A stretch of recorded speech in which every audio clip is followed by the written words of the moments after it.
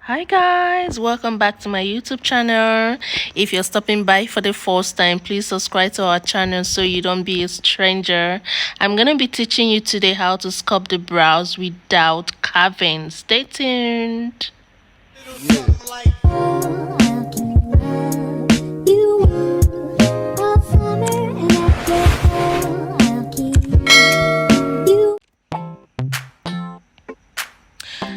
Okay, today I'm going to be using my H&E gel liner, and I'm going to be using an angle brush, a flat brush, to also apply this. So as you can see on my brush, I have gel on it. I'm just making sure that I flatten that brush so it can give me a well sculpted line. Now if you have a brush, an angle brush, or any brush of your favorite brush that you usually use in sculpting your brows, I will advise you to dip it inside a gel and allow it to dry, then use your hand to flatten it. That way it will give you a straight line. Alright, so the first step in sculpting your brows that is not carved is brushing all the hairs.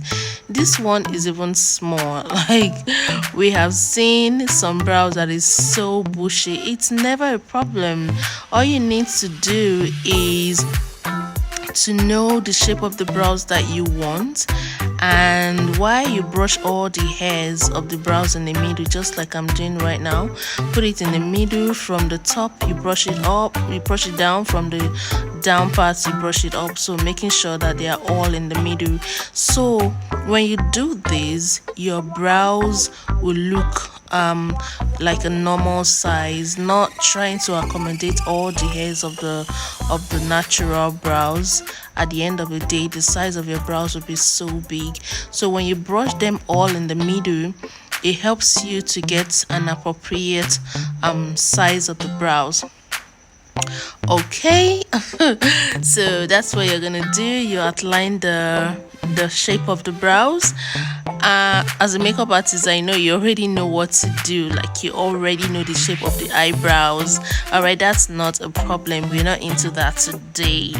Okay, so while you're sculpting up your brows with your flat brush and your gel liner, you can use a pencil, or you can use whatever you think is convenient for you. But for me, I always use gel, especially for an eyebrow that is not carved. It is advisable by me for you to use gel. Like, it usually just help you to, like, it just usually does the magic for me. You have some hairs that are left out. Don't worry about that. Just keep sketching. You can see there are some natural hairs that are left out, because when you try to accommodate all the hairs, definitely your eyebrows is going to be looking so big, and your client will complain about it. So don't worry about the hairs that are left out. After all, they didn't carve now. So your concern is just getting the shape of the brows to look as neat as possible. All right, so when you are done sketching the brows, you fill in the space in the brows, and brush up at the beginning. Also make sure that it looks natural. So for my brow tint, I am using, I think, the Belosta brow tint. You can use any brow tint. I mean, I am not marketing for anyone. Just use a brow tint. Why I'm doing it is just to change the color of the eyebrow from looking deep brown to a lighter brown. So for concealer, I'm using Nuban Beauty concealer. I'm using two shades, the lighter one and also a darker one. So the lighter one I use to define my arc very well. Then the darker one I use at the beginning, and also to correct the upper parts of my brows. Please note that usually for makeup, I don't do brows before skin work. I always do skin work before brows, but for the sake of this training, that's why I'm doing brows first. So looking at this part that I am concealing right now, it's even almost difficult for you to see any hair that are sticking out.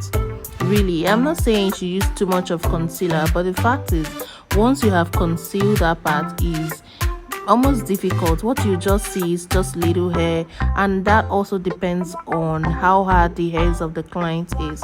There are some of these brows that are really very thick. Even when you conceal, the hairs are still sticking out, but that's not really a problem for as long as you have defined your brows.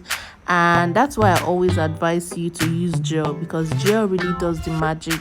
Like once you have defined it, the gel is just there, like it never goes anywhere.